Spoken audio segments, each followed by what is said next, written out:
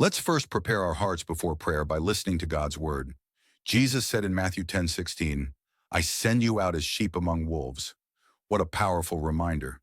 He never promised us a life without hardship, but he did promise to be with us in every battle. The world is filled with deception, distractions, and spiritual conflicts that never stop. That's why Jesus calls us to be both wise and pure, wise enough to see the traps of the enemy, and pure enough to keep our hearts aligned with him. My friend, wisdom is not optional for a believer. It's our defense. With spiritual discernment, we can recognize lies before they mislead us and detect division before it destroys us. And here's something the enemy knows very well. Unity has power. One of his oldest tricks is to divide God's people, to plant seeds of strife, misunderstanding, and offense. Why? Because when God's people stand together in love and prayer, the devil trembles. Acts 2 shows us this truth.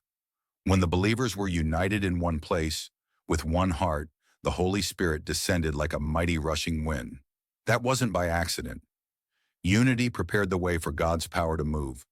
Now imagine this. If you, your family, your church, even just a small group of believers come together, seeking Jesus with one voice and one focus, don't you believe God will move again? Let us pray together. Father in heaven, we come before you today with humble hearts. We thank you for your word that reminds us to walk wisely and to live with purity. Lord, we confess that too often we allow division, distraction, and fear to steal our peace. But today, we choose unity. Unite our families, unite our churches, unite our nation under the banner of Christ. Help us to resist the lies of the enemy and cling to your truth. Fill us with your Holy Spirit so that we may walk boldly, love deeply, and live faithfully. Lord, just as you poured out your Spirit on the day of Pentecost, we ask you to pour out your Spirit again. Let revival begin in our hearts, in our homes, and across this land.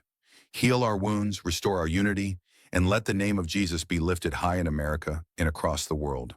We declare that no weapon formed against us shall prosper, because we belong to you. We stand together as one body, one family, one church. In the mighty name of Jesus, we pray.